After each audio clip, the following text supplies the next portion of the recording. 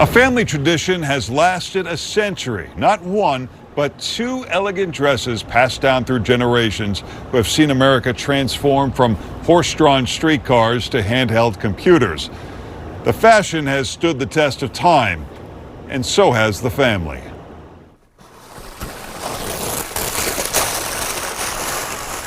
So this is the headpiece that we all wore.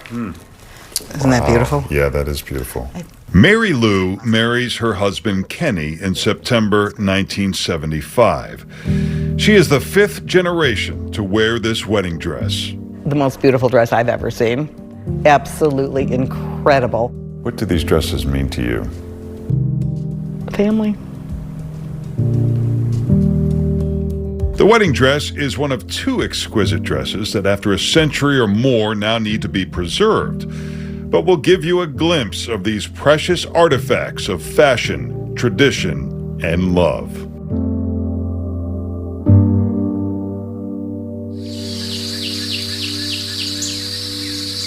Five generations of any family tree enjoy many celebrations and face many challenges. Labor strife, world wars, economic collapse. And let's not forget the rising divorce rate in America through the 20th century. A lot can go wrong, but the descendants of Bloch and Bloom are still going strong. We spent all our time together, our family. I think we were just unusually close and just really lucky, really lucky. On the walls, letters from Presidents Eisenhower and Hoover. This is a family at the forefront of history. Mary Lou Roffey's two great-great-grandfathers are Leopold Bloom and Joseph Bloch. Bloom makes $40 million by the time he's 40 at the Chicago Board of Trade. Joseph Bloch is the founder of Inland Steel in 1893. But this story is about the women in the family. It all starts with Cora Bloom, the first appearance of this iconic wedding dress in June of 1900. The workmanship is just unbelievable, in a very long train, and yeah, it's gorgeous. In 1975, did brides want to wear something very 1975, or what was it like to wear? You know, a dress it's really like funny. that? It never occurred to me to look for a wedding dress. Isn't that funny? Yeah. It never did. I told my father I saved him a lot of money. So this is the wedding dress. Wow. I know. So I don't know if you can see. As I said, I think this is the most amazing dress I've ever seen. Look at the... Oh, this is really fun. Yeah. Isn't this something? Here's you wearing the gold dress.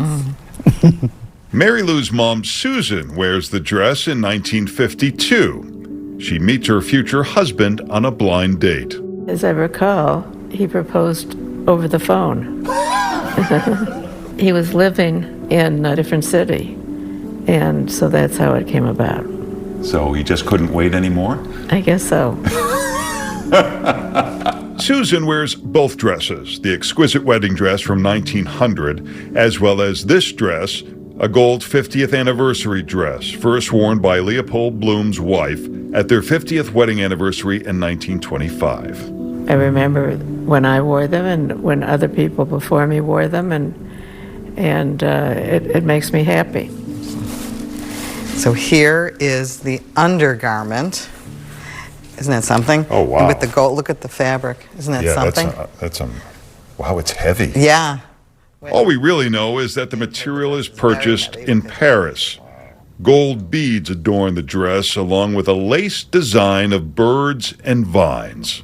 Isn't it something? I mean, just the beading alone is just extraordinary. It almost looks like a flapper dress or something, doesn't it? Right. From the 1920s, which is, I guess, Mm-hmm. really what it was. Generation after generation, celebrating 50 years of marriage. The gold anniversary dress tradition ends with Mary Lou. She and Kenny have 3 children, Greg, Andrew, Matthew. That's right, no daughters. But that's not why the family fashion tradition is ending. It's not about rejection of tradition, but preservation. The dress is fragile. Mary Lou brings the dress to the Chicago History Museum. I'm not wearing the gold dress because it belongs in a museum. It has had its day, and in honor of my 50th, September 20th, it is going to a place where it can be preserved. And also very grateful that I'm not wearing it. Because it's so heavy. It's so heavy. So the thing with these dresses, especially from the 1920s, is that they are quite heavily beaded, which makes them so beautiful. But it also kind of leads to their demise because that heavy beading makes it can make it fall apart because of the high quality of the materials, the fabric that this was made out of. It's in, this piece is in really great condition. And isn't that just beautiful? Like It's the way amazing. it sparkles. It's a piece of art. Jessica Pouchot is with the Chicago History Museum. Unlike a painting or a sculpture or something like that, not all of us have those in our homes, but a wearable object is very easy for us to understand because we know how it feels on our bodies, so it's really easy to have that personal connection to the past, with history through an object like clothing. The dresses are delicate but in good shape, as is the family legacy. We're lucky that there's been 50-year marriages in this family, yeah. Sure, their ancestors made fortunes a century ago, but that is no guarantee of happiness or even successful relationships. Clearly, the desire to carry on the tradition for so long says something about the family dynamic. I guess laughter, luck, It's a good start. we put the fun in dysfunction. Yeah. So there you go. 2025 marks Mary Lou and Kenny's 50th anniversary.